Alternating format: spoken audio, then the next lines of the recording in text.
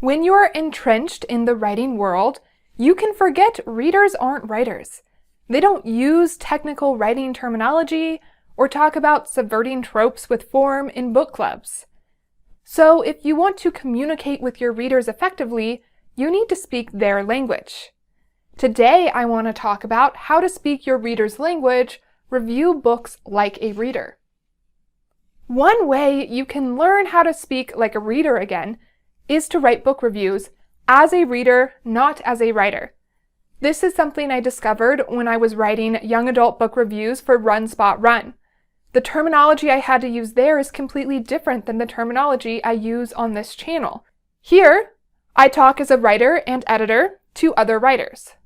On Run Spot Run, I'm talking to readers, so I have to use different language. This is Ignited Ink Writing, a channel dedicated to helping authors like you transform your writing so it lingers with your readers. Because writing that lingers gets remembered and recommended to others. I'm Caitlin Burvey, editor and writer. Let's start with what readers notice in book reviews. Before you jump into writing book reviews, read a few first. Pay attention to what the readers focus on and what they don't even mention. Most readers talk about the characters they loved or hated.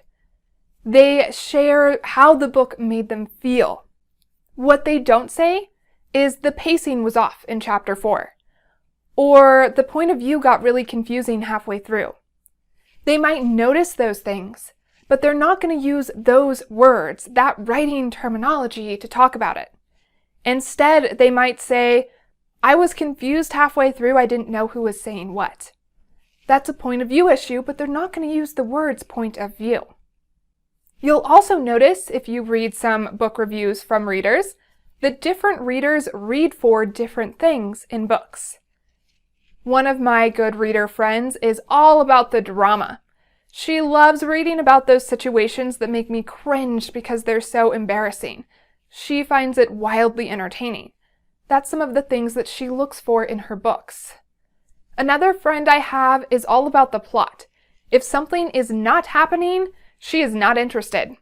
So she doesn't read those literary fiction style of books that are all character development and not as much about the plot. That's not her thing. She wants constant advancement.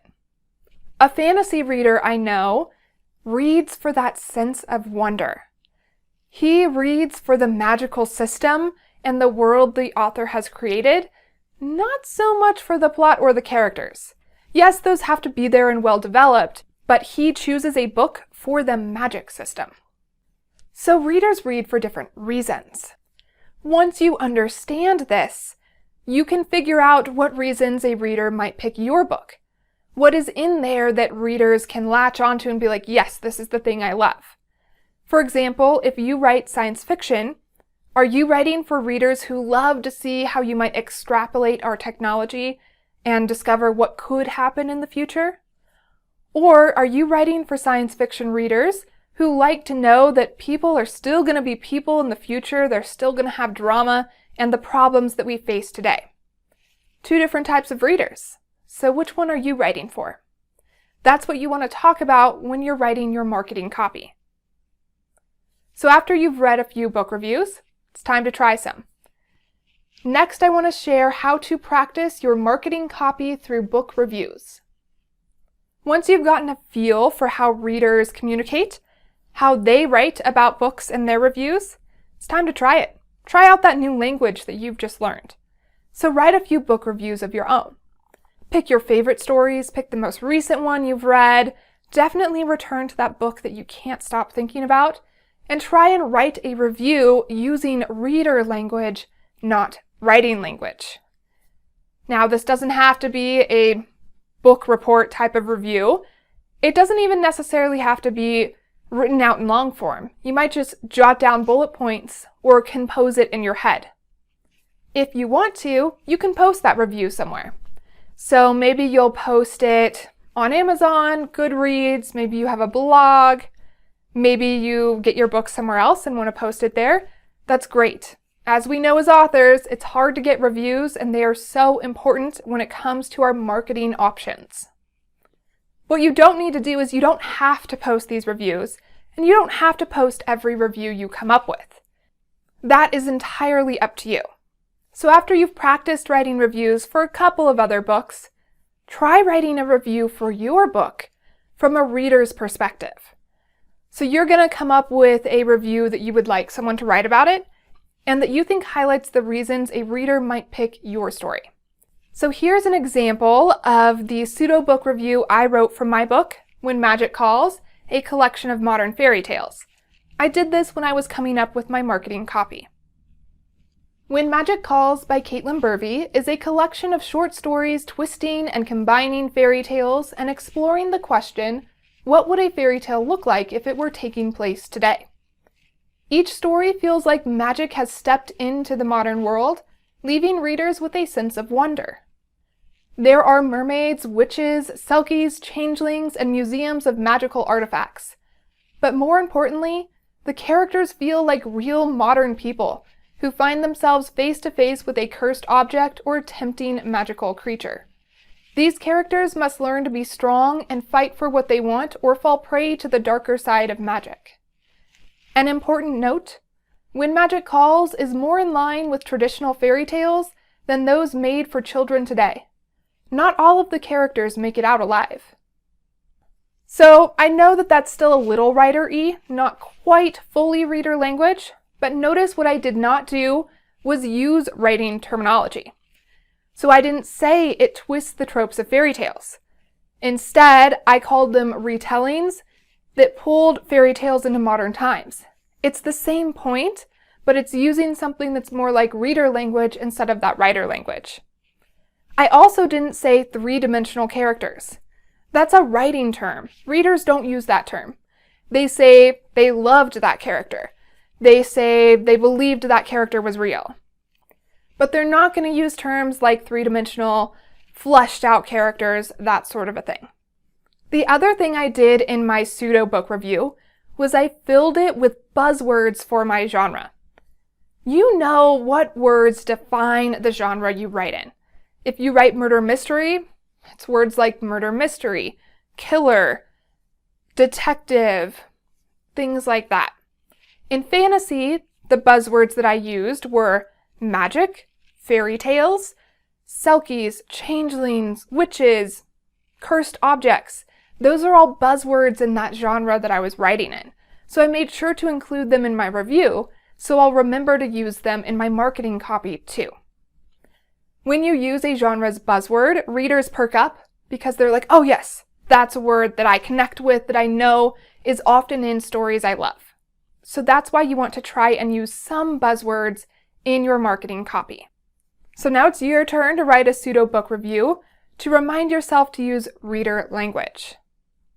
Next, I want to share why an editor is picky about reviewing books. So yes, I do review books in a lot of different ways, but I don't review every book I read. On this channel, Ignited Ink Writing, and the accompanying blog, Ignite Your Ink, I review books for writing techniques. So these reviews are for writers, they're not for readers. I write about books that are executing a technique I've been talking about well, and use it as kind of a case study.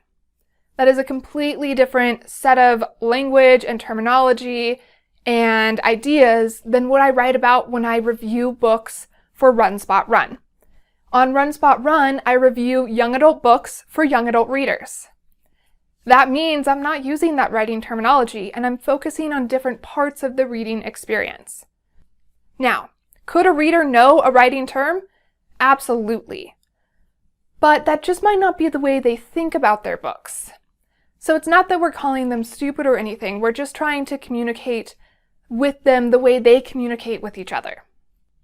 Because I'm a writing industry professional, I don't and can't review every book I read.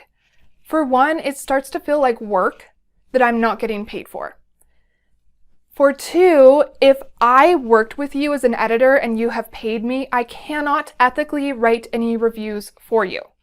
I can still say things to my email list like, hey, look, one of my clients published, I loved working on this project. That's okay. But I can't write you a review on Amazon or one to go on your back cover. That would be crossing an ethical boundary for both of us, and it would harm both of our reputations. I also don't review every book a friend writes because I'm only going to review the finished version.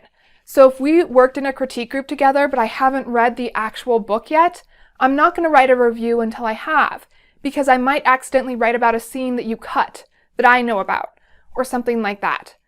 So there might be a delay between when my friends see a review and when they don't. Also, I am a professional in the industry, so I can't lie for my friends. Luckily, most of them are good writers, so I don't really have to worry about that, but it could happen that someone I know personally writes something that's really not good, and I cannot risk my reputation as an editor and say that it was. So in that case, I might choose not to review that book. As a writer, you are also a professional in the industry, so you're going to have to deal with some of these situations too. Are you going to review books from friends? Are you not? Are you just going to review books to learn that language and not actually post them? Are you going to review books that you don't like?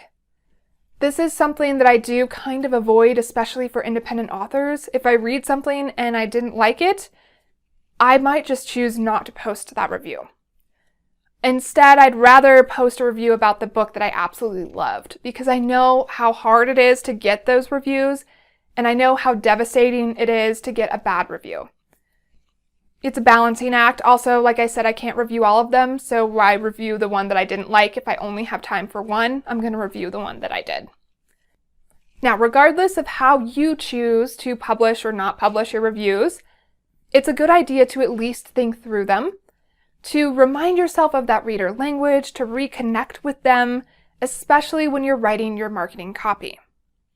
And to do that pseudo-book review of your own book, so you can remind yourself how readers might talk about it. That said, how did your pseudo-book review go? Let me know in the comments below. And for more videos on connecting with readers and improving your writing skills, subscribe to Ignited Ink Writing, a channel dedicated to helping authors like you transform your writing so it lingers with your readers, because writing that lingers gets remembered and recommended to others. I'm Caitlin Burvey, editor and writer. To find out more about me, go to www.ignitedinkWriting.com. There you will also find a timeline of a book, which will help you figure out where in the writing and publishing process you are and what you should be doing at that point. If you want to see my book, When Magic Calls, you can find it at CaitlinBurvey.com or your favorite retailer. And now it's your turn to practice writing reviews from a reader's perspective, to use their language in your marketing copy and ignite your ink.